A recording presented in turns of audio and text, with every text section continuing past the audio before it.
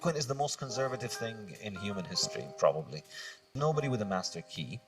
And this is kind of the simple way of thinking about it, which is 10 years of this thing operating without anybody being in charge, and with everybody who tried to change the consensus parameters, the most important parameters of the network.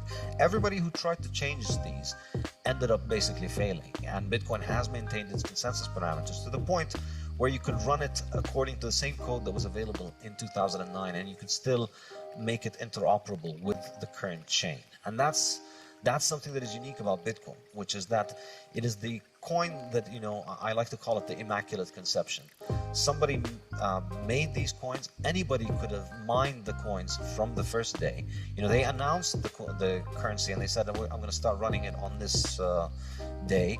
And anybody could have joined. And since then, everybody who got Bitcoin at the market price, or because they mined it and expended resources, which roughly cost them close to what the market price was.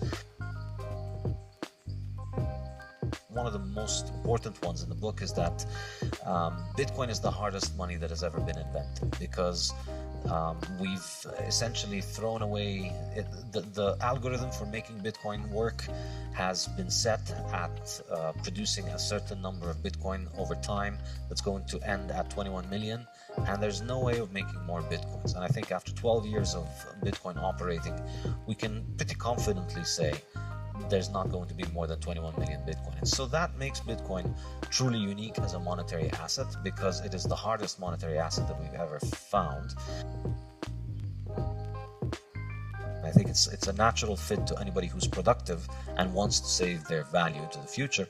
And it's not just a fit for them. I think the beautiful thing about it is that it's a great reward for them. It's a great reward for those people to go and save into the future. And this is why I think Bitcoin is so transformative to the individual, because it gives you a better way of saving for the future.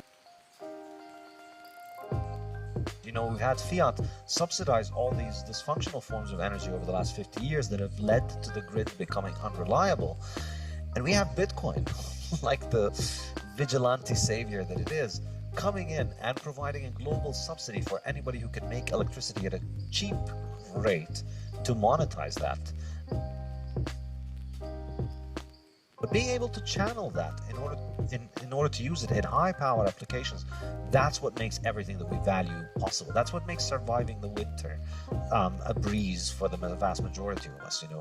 This is why we have our modern life. This is why we have transportation. It's because we have high power. And the way that we've managed to secure high power, the way that we've built our world, is modern hydrocarbons. But the absolutely fascinating thing about Bitcoin, one of the many fascinating things about Bitcoin, is that it is a live experiment in this question.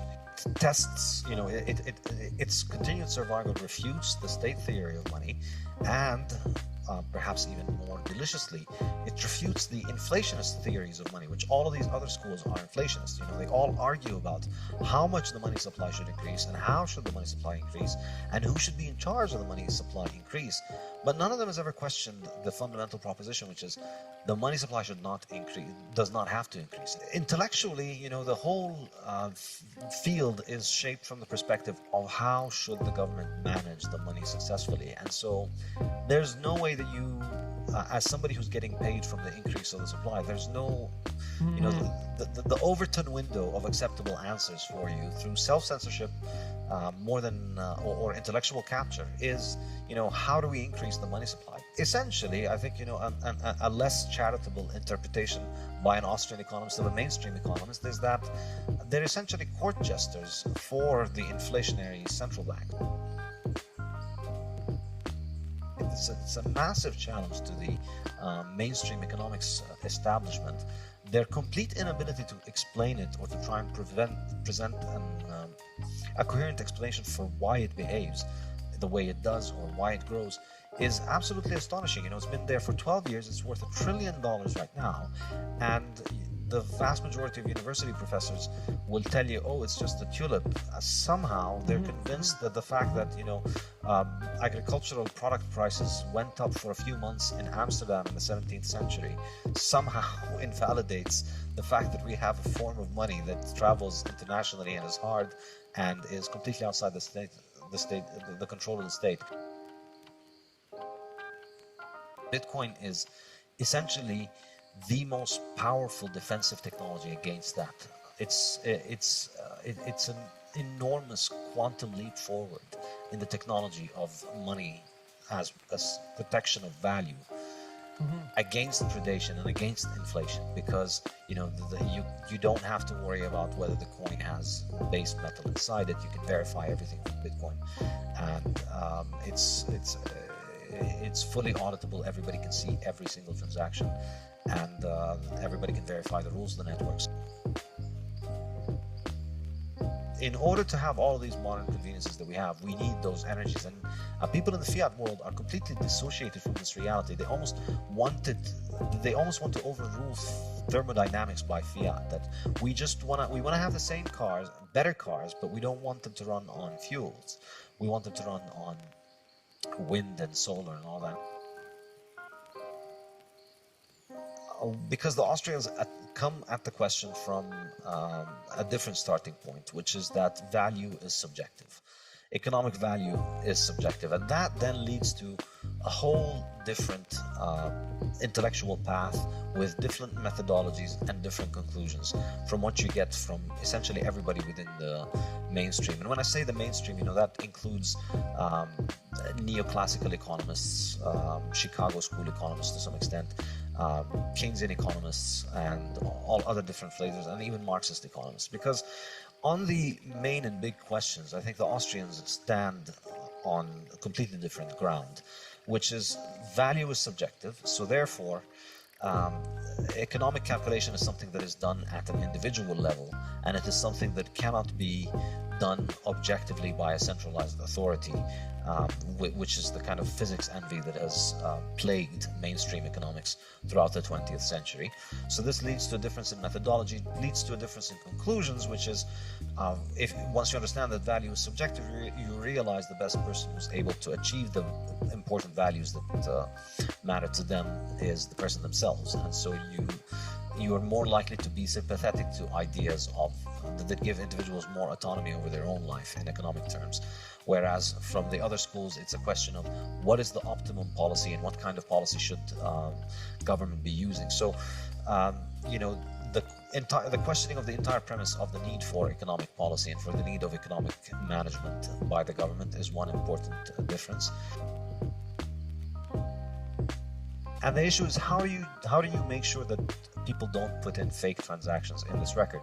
Well, the way he did it was that anybody anywhere in the world could come in and propose new transactions, but in order to have your transactions added, you must first solve this problem, this mathematical problem, the proof of work mathematical problem, and that's actually expensive to solve. It takes your computer running for many, many hours to be able to try and figure out the solution to those things, and for it to get lucky once every 10 minutes. So you have to spend serious money in order to be able to commit to make the claim of the new transactions. Everybody can bring their computer onto the network and mine, and benefit from the mining. And it rewards only the most successful miners. It rewards only the most economic miners, because it has this thing called the difficulty adjustment, which is my favorite part of Bitcoin. It's really the magic glue that holds Bitcoin together, and I discuss it in the Bitcoin standard and in the fiat standard. So the hardness here refers to the difficulty of making more currency units to add onto the existing supply. And I think this is a big deal, and essentially the first 4 chapters of my book focus on explaining why this is such a big deal. Because if you look historically at money, you find that money has been a contest of survival of the hardest. People are always looking for the hardest money available, and the ones who manage to find the hardest money manage to store their wealth in it successfully, whereas the ones who use an easy money will witness their wealth dissipate. So People will learn, but even if they don't learn, the market will brutally teach them the lesson by discounting and reducing the wealth of the people who put into easy money. So the end result is that more and more wealth will be concentrated in the harder money. And that's why historically, when societies that had harder money came into contact with societies that had easier money, the ones with the hard money were able to essentially buy up a lot of the resources of the easy money societies, because they could continue to make more of their money and therefore devalue the money and increase the supply of it. And there are many examples in my book about this. Seashells and glass beads and limestones all were used as money when industry made them scarce in certain times and places. But then when modern technology came and allowed for an increase in their supply, their value was declining. And then in the 19th century, we see this happen between gold and silver too. The price of gold and silver used to oscillate around 15 ounces of silver per 1 ounce of gold, and in 150 years it's now somewhere around 100.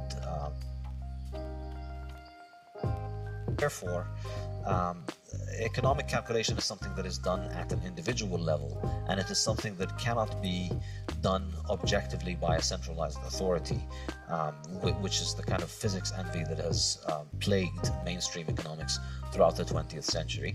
So this leads to a difference in methodology, leads to a difference in conclusions, which is if once you understand that value is subjective, you realize the best person who's able to achieve the important values that matter to them is the person themselves, and so you are more likely to be sympathetic to ideas of that give individuals more autonomy over their own life in economic terms.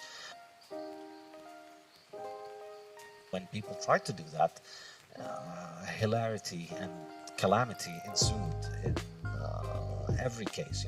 We have a long history of what happens when governments debase currency, and it always happens in the same way. They begin by making sound money, they specify the weight and they make it uniform, but then they almost always, I think every example in history has ended up with them basically succumbing to the temptation to increase the supply if it was paper money backed by gold, or to what they used to do previously, which is mix in base metals